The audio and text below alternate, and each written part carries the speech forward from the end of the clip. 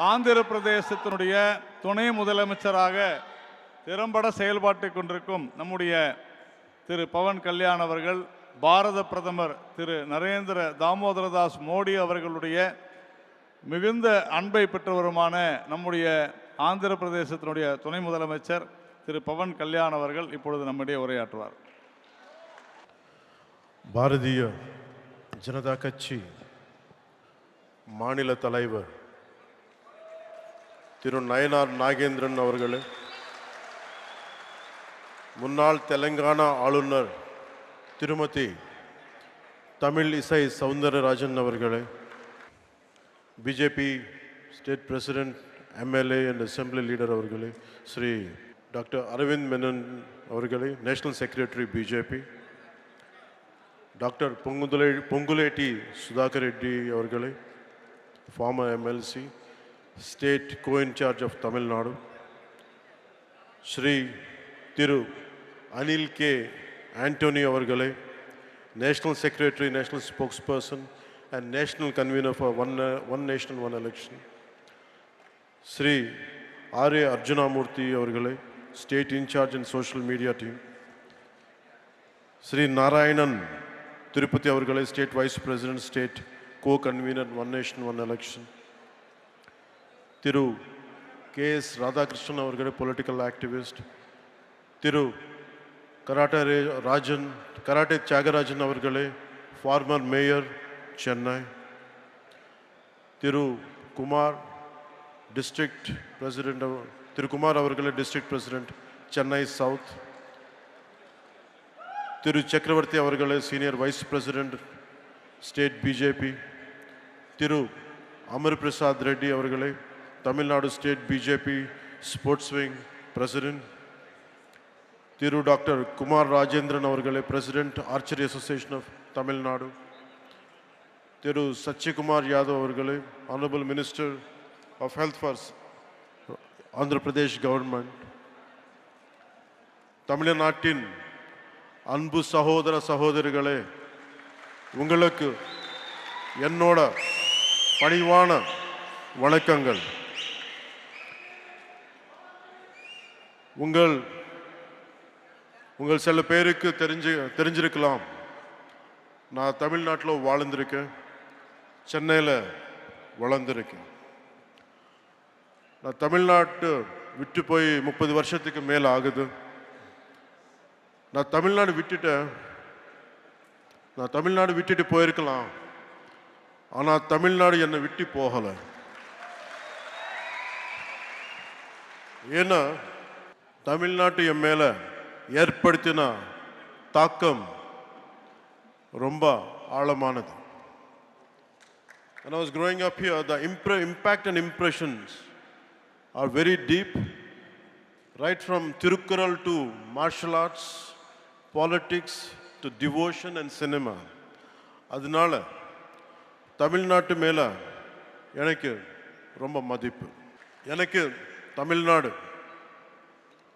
திருவள்ளுவரோட பூமி, சித்தர்களோட பூமி, நான் வணங்குற தமிழ் கடவுள் முருகரோட பூமி, மகாகவி சுப்பிரமணிய பாரதியாரோட பூமி, ஆயிரக்கணக்கான கோவில்களோட பூமி. எனக்கு பிடிச்ச புரட்சி தலைவர் எம்ஜிஆர் அவர்கள் வாழ்ந்த பூமி, வீர விளையாட்டு ஜல்லிக்கட்டோட பூமி. இந்த வீரபூமிக்கு என்னுடைய அன்பு வணக்கம். The experiences from Tamil Nadu have become a guiding light to my life. Tamil Nadu எனக்கு கற்றுத்தந்த அனுபவங்கள் என்னோட வாழ்க்கையோட வழிகாட்டியாவே மாறிச்சு. Today this seminar is about one nation and one election. ஒரே நாடு ஒரே தேர்தல் பற்றி பேசுறதுக்கு நம்ம எல்லாரும் கூடியிருக்கோம். இந்த ஒன் நேஷன் ஒன் எலெக்ஷன் பற்றி நிறைய பொய்யான தகவல்கள் பரப்பப்படுது, தவறான புரிதல்கள் உருவாக்கப்படுது. அது நம்ம just like EVMs. Election டைமில் if you look at in TV and election results டைமில் அவர் ஜெயிச்சா இவிஎம் சூப்பர் பான்னு சொல்லுவாங்க. அவங்க தோத்தா இவிஎம் டேம்பர் பண்ணிருக்காங்கன்னு சொல்லுவாங்க. இன்னும் என்ன சொல்லுவாங்க, இவிஎம் மெஷின்ல சூடு வச்சுட்டாங்கன்னு சொல்லுவாங்க. அதே மாதிரி ஒரே நாடு ஒரே தேர்தல் விஷயத்துல கூட ரெட்ட வேஷம் போடுறாங்க. அவங்க அந்த காலத்தில் one nation one election support பண்ணா அது சூப்பர். இப்போ திருப்பி அதே ஒன் நேஷன் ஒன் எலெக்ஷன் இப்போ கொண்டு வந்தா அது மோசம். இது எப்படி இருக்குன்னு தெலுங்குல சொல்றேன். అత్త పగలు కొడితే పాతకుండా, కోడలు పగలు కొడితే కొత్తకుండా. நான் தமிழில் சொல்கிறேன், தப்பாக இருந்தால் கொஞ்சம் மன்னிக்கணும். మామియార్ వడచ్చా మన్కోడం, మరుమహ వడచ్చా పొన్కోడం. అంటే వాళ్ళు చేస్తే அவங்க பண்ணா ரைட்டு, நம்ம இது முன்னாடி எடுத்துன்னு போனால் தப்பு. ஸோ ஒரே நாடு ஒரே தேர்தல் இந்தியாவுக்கு புதுசில்லை, நம்ம தமிழ்நாட்டுக்கும் புதுசில்லை. From 1952 to 1967 வரைக்கும் நாட்டோட ஃபர்ஸ்ட் எலெக்ஷன்ல இருந்து அடுத்த 2 decades it was always simultaneous elections, assembly and parliament. When the cycle was broken, simultaneous இருக்கணும்னு இன்சிஸ்ட் பண்ணது வேற யாரும் இல்லை, அன்னைக்கு சீஃப் மினிஸ்டர் கலைஞர் கருணாநிதி அவர்கள். And he is the one who insisted. He is the one who wanted this to happen. And today the sad part is they are opposing it. One election is not an untested theory, but rather a return to a system that our country successfully implemented in its formative years. This was when we just got freedom. In the most difficult early decades, our Bharat, நம்ம நாட்டு demonstrated a remarkable unity, irrespective of parties, and administrative capability by holding largely a synchronized elections for nearly 2 decades. Today, whoever is opposing the one nation, one election should go and read Kalainar Karunanidhi's argument in Nenjikku Needhi in favor of simultaneous elections. Karunanidhi avargale urged the center to constitute a committee to restore simultaneous elections. That's what exactly is being done today. National leadership is implementing the vision of none other than Kalainar Karunanidhi avargal. His dream, his thought. And it is strange and bizarre.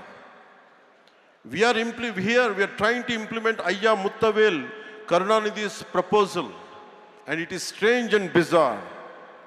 Ayya Muttavel Karunanidhi Stalin avargal opposing what his father has proposed. This is what we all should look into it. No matter in all these years, the last few decades, somewhere in the nation, elections keep on happening. We are losing focus. We are losing mandates. Greatest wastage of expenditure. Constantly big brick batting. Constantly mudslinging from different political parties onto each other. Somewhere we have to put an end to this. One election is over, suddenly one more election comes. And we are getting tired of just because of looking at it. But the problem is about the development is taking a back seat. So I'll share a few examples to you. If young and resource-constrained India could achieve a system akin to one nation, one election for nearly 2 decades after independence, then what is preventing a strong, a prosperous and technologically advanced Bharat from implementing the same now? What obstacles stand in the way of embracing a system that promises greater stability, reduced expenditure, and a more focused approach to governance? Allowing our leaders to dedicate more time they can dedicate themselves fully to the progress and prosperity of our every citizen. Consider a common scenario that happens in most of our states. Let us say an assembly election is held in a year. Later the state goes to the local body and panchayat polls in another 1-2 years' time.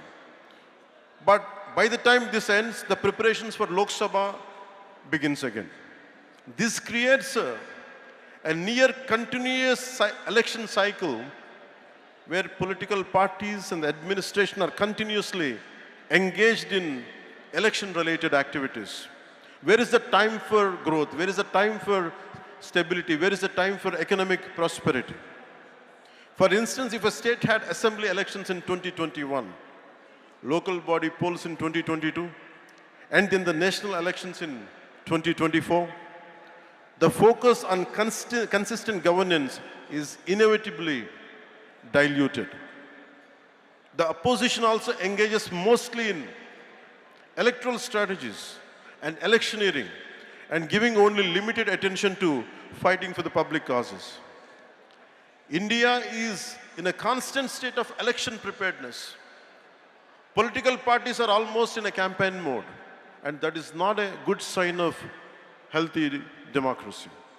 On average, it is reasonable to say that the elections to the legislative assemblies of at least 4 to 6 states are held every year. With thousands of panchayats and municipalities across the country, elections at this level are a continuous process happening in different parts of the country almost every year. The ruling parties, instead of focusing solely on governance and policy implementation, ruling parties are constantly strategizing for the next election. In the election, ஜெயிச்ச உடனே அடுத்த எலெக்ஷனுக்கு prepare பண்றோம். Formulating populist measures and deploying their leaders for campaigns. This can sometimes lead to policy decisions being influenced by electoral considerations rather than the genuine needs of the people. And the opposition's primary focus often becomes attacking the ruling party and preparing for the next election. Constructive criticism and collaboration on policy matters can take a backseat to political maneuvering and electioneering. And we are going for short-term gains for a long-term risk. And diversion of valuable government resources. Besides time and cost, election means for a huge administrative machinery and logistics, a large number of government employees, including civil servants, police personnel and teachers are involved in election duty, diverting from their regular duties, maintaining law and order, requires additional security forces, and including army. We have become the most expensive democracy in the world. 2024 Indian general elections have emerged as one of the most expensive exercises globally. According to the estimates by the Center for Media Studies, the election cost approximately 16.3 billion, surpassing the roughly 15.9 billion spent on 2024 US presidential election. Furthermore, we consider the cumulative cost of state assembly, municipal and panchayat elections. The financial burden on the Indian economy is substantial, diverting significant resources. So, if we could, the Ramnath Govind Committee's report suggesting that by implementing one nation, one election could potentially lead to a 1.5 increase in India's GDP, translating to roughly 4.5 lakh crores. If GDP increases, there will be a change in every common man's life. This represents a significant opportunity. This amount could be utilized to create vital infrastructure, build highways, invest in healthcare, education, raise the standard of living for millions of our countrymen. This potential economic gain highlights the urgent need to revisit one nation, one election and reclaim the sources we have been losing for decades. Opposition சொல்லிட்டே இருப்பாங்க. This would challenge the regional parties' leadership. This would harm the federal structure. And I give a very right example for this. Where I come from, Andhra Pradesh, there is always simultaneous elections. In between, or 10 வருஷத்துல, but in between after that, from post-freedom to till to date, we have simultaneous elections apart from few 1 or 2 decades. Till recently, till the last elections, we had parliament and we had assembly. Nothing has changed. There were times national parties had lost, and it's more, the recognition is more for regional parties. There were times Congress had lost, TRS came in Telangana. There were times BJP had lost, and Telugu Desam or some other parties came. It's always, so there is no strength in this argument. It doesn't hold any water. And people also have become, if you look at Odisha elections in 2019 and 2024, if you look at the Odisha example, people opted for the regional party in Odisha, and they opted for parliament for center, for BJP. So we are questioning the people's integrity. We are questioning the people's smartness. It is people who decided to be here. It is not us. It is not political leaders. One nation, one election is the will of the people of this country. We, all the political leaders should be, who is opposing it, should be aware of it.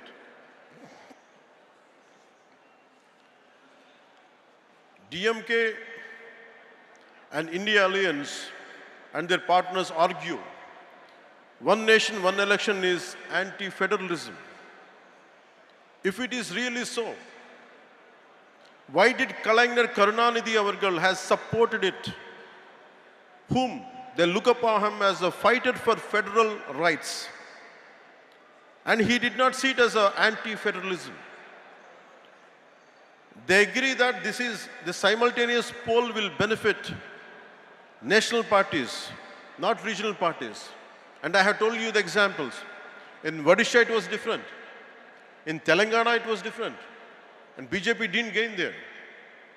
So that argument doesn't hold any water. I request Honorable Chief Minister Thiru Stalin Avargale to revisit your resolution opposing one nation and one election. I request you to consider its potential to strengthen India's democratic framework by enhancing the efficiency of governance, optimizing resource allocation and fostering national cohesion. While addressing a Tamil Nadu's valid concerns, I am from South. I understand each and every aspect. அது Hindi imposition இருக்கலாம், ஒரு language பற்றி இருக்கலாம், one nation one election பற்றி இருக்கலாம். If there are concerns for DMK, I'm also a regional party. I'm not a national party. And I'm able to gain the foothold. In 2019, I went alone. So political stability and having a solid foothold is different. Our individual agendas should not hamper the growth of people. It should create the stability for the people, not instability. I request Honorable Chief Minister Thiru Stalin Avargale to look into his call. And we promise you, while addressing Tamil Nadu's valid concerns about federalism, state autonomy, and logical feasibility through inclusive dialogue. ஏதாவது பிடிக்கலன்னா நம்ம உட்கார்ந்து பேசிக்கலாம்ல. And we will see we have enough robust constitutional safeguards are there and a phased implementation approach that respects India's diverse regional entities. And I request Honorable Stalin Avargal to look into it, to reconsider and let this policy, he should be able to support and take it forward. In short, I can say, ஒரே நாடு ஒரே தேர்தல் இது அரசியல் சீர்திருத்தம் மட்டும் இல்லை, இது ஒரு பொருளாதார சீர்திருத்தம், இது ஒரு நிர்வாக சீர்திருத்தம், இது ஒரு ஆட்சி சீர்திருத்தம் கூட. முக்கியமா நம்ம நாட்டுக்கு, நம்ம தமிழ்நாட்டுக்கு தேவையான சீர்திருத்தம். ஒரே நாடு ஒரே தேர்தல் காலத்தின் கட்டாயம். Let us unite as Indians. ஒரே நாடு ஒரே தேர்தல் ஏற்றுக்கொள்வோம். வாழ்க பாரதம், வளர்க தமிழ்நாடு. நன்றி, வணக்கம்.